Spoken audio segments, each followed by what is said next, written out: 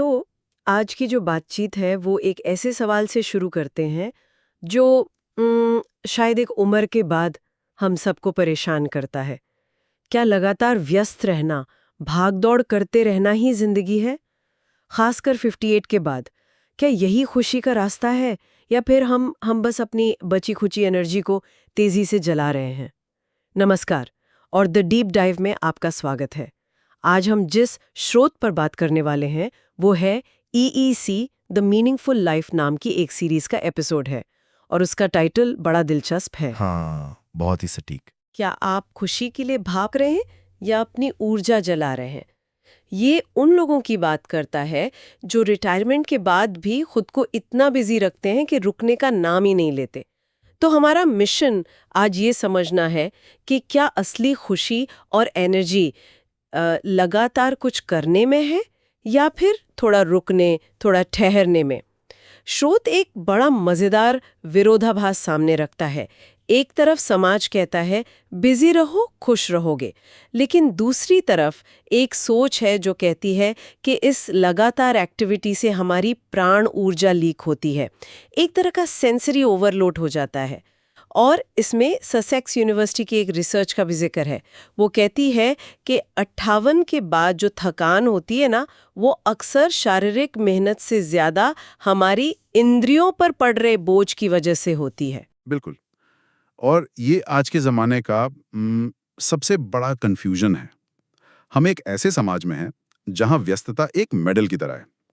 कोई रिटायर्ड इंसान अगर आराम से बैठा है तो उसे बेकार समझ लिया जाता है, जबकि बायोलॉजिकली शरीर उस उम्र में सबसे ज्यादा मरम्मत और शांति मांगता है। यहीं पर स्रोत एक शब्द इस्तेमाल करता है, प्राण ऊर्जा। इसे आप अपनी लाइफ फोर्स एनर्जी या शरीर की बैटरी समझ सकते हैं। ये वो बुनियादी ऊर्जा है जो हमारे शरीर को चलाने और खुद की मरम्मत करने के लिए चाहिए। जब ये लीक होने लगती है तो थकान होती है, और यहीं से ऑटो रिपेयर प्रोटोकॉल का आइडिया आता है। Auto repair protocol? हाँ, जिस पर हम आगे बात करेंगे। ये शरीर का एक छिपा हुआ सिस्टम है जो तभी काम करता है जब हम शांत होते हैं। बिल्कुल। तो चलिए इसी आइडिया को समझने के लिए पहली कहानी पर आते हैं। ये बाहरी दुनिया से बहुत ज्यादा जुड़ने के नुकसान के बारे में है। स्रोत में इसे वाणी का तप कहा गया है। कहानी है 62 साल के रिटायर्ड फौजी कर्नल रंधावा की। कर्नल साहब को सन्नाटे से डर लगता है, मतलब उनके लिए खाली बैठना एक सजा जैसा है। तो वो हर शाम क्लब जाते हैं, दोस्तों के साथ बैठते हैं और राजनीति पर गर्मा गर्म बहस करते हैं। उन्हें लगता है यही तो जीना है, यही तो कनेक्शन है। लेकिन घर लौटते वक्त उन्हें हमेशा तेज सिरदर्द और एक अजीब सी चिड़चिड़ाहट महसूस होती है। कहानी में मोड़ तब आता है जब एक रात उन्हें नींद नहीं आती, सीने में भारीपन सा लगता है। वो अपनी टेबल पर रखी अखंड ज्योति मैगजीन का एक बहुत पुराना अंक उठाते हैं, मार्च 1985 का। उसमें एक लेख था, वाणी का तप, और उसकी एक लाइन ने जैसे उन्हें हिला कर रख दिया। क्या लाइन थी? लाइन थी, बहस में आपकी जीत आपके दिल के स्वास्थ्य की हार है। वाह! ये लाइन तो बहुत गहरी है, पर क्या इसका कोई वैज्ञानिक आधार भी है, या ये सिर्फ एक आध्यात्मिक बात है? नहीं, इसका सीधा सीधा वैज्ञानिक आधार है।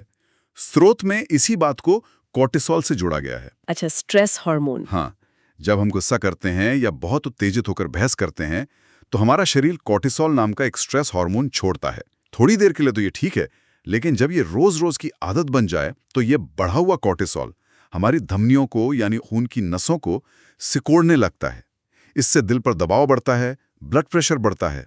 तो जिसे कर्नल साहब एक हेल्दी डिबेट या बौद्धिक चर्चा समझ रहे थे, वो असल में उनके शरीर के लिए रोज की एक छोटी लड़ाई थी। स्रोत इसे धीमी आत्महत्या कहता है। धीमी आत्महत्या? हाँ, और ये कोई ड्रामा नहीं है, ये एक फिजियोलॉजिकल सच्चाई है, जहां आप हर शाम बहस करके अपने दिल को थोड़ा थोड़ा कमजोर कर रहे हैं। अरे, मतलब वो जिसे सोशल लाइफ और जुड़ाव समझ रहे थे, वो असल में उनके शरीर पर रोज होने वाला एक हमला था। लेकिन एक सवाल उठता है, क्या इसका मतलब ये है कि इंसान को हर तरह की बहस से बचना चाहिए? थोड़ी बहुत बौद्धिक चर्चा दिमाग को तेज नहीं रखती क्या? बहुत अच्छा सवाल है। देखिए, स्रोत बहस और चर्चा में फर्क करता है। चर्चा वो है जहां आपको सीखने या समझने के लिए बात करते हैं। बहस वो है जहां आप सिर्फ जीतने के लिए बात करते हैं, अपने बात को सही साबित करने के लिए। हाँ, ईगो आ जाता है बीच में। बिल्कुल। जब मकसद जीतना हो जाता है तो शरीर उसे खतरे की तरह लेता है और स्ट्रेस मोड में चला जाता है। कर्नल साहब की समस्या बहस थी, चर्चा नहीं। तो मतलब ये हुआ कि खामोशी में एक तरह की ताकत है जो बहस में नहीं है। बहस आपकी एनर्जी छीनती है, खामोशी उसे वापस लाती है। तो कर्नल साहब को शांति मिली बहस शोम से।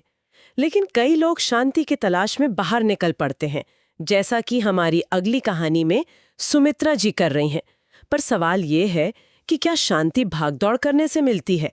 ये कहानी है बाहरी खोज के बेकार होने की। इसका प्रतीक है कस्तूरी मृग। हमारे सामने है 65 साल की सुमित्रा जी, जो मन की शांति के लिए तीर्थ यात्राएं कर रही हैं। एक के बाद एक, 4 धाम, वैष्णो देवी, मथुरा, वृंदावन। वो शांति ढूंढ रही हैं, पर उन्हें मिल क्या रहा है? शोर, भीड़, धक्का मुक्की और उनके घुटनों में एक ऐसा दर्द जो बढ़ता ही जा रहा है। यहाँ उनके आध्यात्मिक लक्ष्य और उनके शरीर की सच्चाई में एक जमीन आसमान का फर्क है। ऑर्थोपेडिक साइंस साफ कहता है, जैसा कि स्रोत बताता है, कि 60 के बाद शरीर के जोड़ों को मरम्मत के लिए आराम चाहिए, ठहराव चाहिए। लेकिन वो उसे भक्ति की परीक्षा मान रही थी। हाँ बिल्कुल, वो उस दर्द को अनदेखा कर रही थीं। कहानी में असली मोड़ तब आता है जब वो वृंदावन की परिक्रमा करते हुए दर्द के मारे गिर पड़ती हैं। एक साधु उनकी मदद करते हैं और उन्हें प्रज्ञा पुराण का एक पन्ना देते हैं। उस पर कस्तूरी मृग की कहानी थी। ये वही जानी पहचानी कहानी है जिसमें एक हिरण पूरे जंगल में एक खुशबू के पीछे भागता रहता है, ये जाने बिना कि वो खुशबू, वो कस्तूरी उसकी अपनी ही नाभि में है। और ये सुमित्रा जी के लिए एक आहा मोमेंट था। ये वो पल था जहां दो अलग अलग दुनियाएं मिलीं। देखिए, उनके डॉक्टर ने उन्हें एक शारीरिक सलाह दी थी, घुटनों को आराम दो।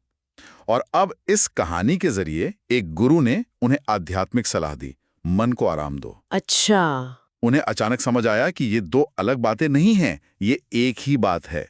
जिस शांति को वो मंदिरों और मूर्तियों में बाहर खोज रही थी, वो असल में उनके अंदर ही थी। वाह। उनकी भागदौड़ ही उनकी अशांति की जड़ थी। उनका शरीर भी वही कह रहा था जो उनकी आत्मा को चाहिए था, ठहरो। वाह, मतलब घुटनों का आराम और मन का आराम, ये दोनों एक ही सिक्के के दो पहलू थे। वो बाहर भटकना बंद करती तो शरीर को भी आराम मिलता और मन को भी। इस कहानी का संदेश तो बहुत ही सीधा और असरदार है। बिल्कुल। और ये जो बाहर खोजने की आदत है, ये सिर्फ फिजिकल यात्राओं में नहीं है। आज के डिजिटल दौर में तो ये और भी खतरनाक रूप ले चुकी है। सही कहा। हम शांति बाहर तीर्थों में नहीं, बल्कि अपने फोन में खोज रहे हैं। सही कहा। और यही हमें हमारी तीसरी कहानी पर लाता है, सोचना का इतना सारा बोझ, जिसे स्रोत डिजिटल डोपामाइन का नशा कहता है। यहाँ कहानी है प्रोफेसर शास्त्री की। प्रोफेसर साहब को इन्फॉर्मेशन का नशा है।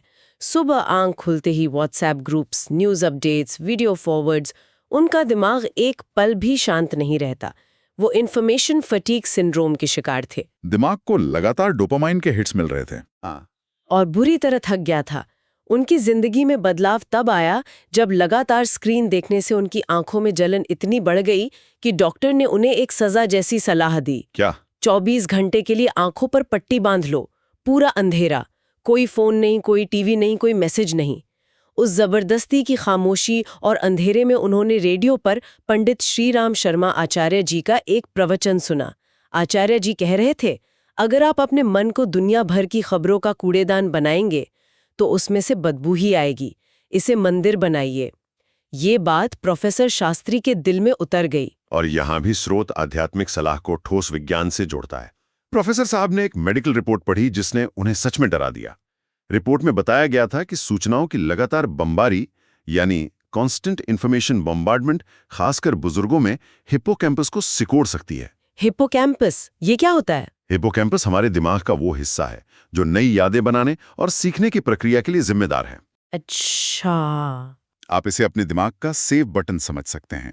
जब ये सिकुड़ने लगता है तो याददाश्त कमजोर होती है, नई चीजें सीखने में मुश्किल होती है और कंफ्यूजन बढ़ता है। ओह।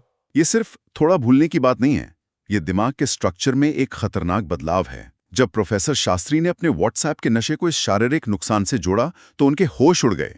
उन्होंने अगले ही दिन अपने सारे फालतू व्हाट्सएप ग्रुप्स छोड़ दिए। अरे बाप रे, मतलब प्रोफेसर शास्त्री का इन्फॉर्मेशन फटीग सिर्फ एक मानसिक थकावट नहीं थी, ये असल में उनके दिमाग के स्ट्रक्चर को ही बदल रहा था।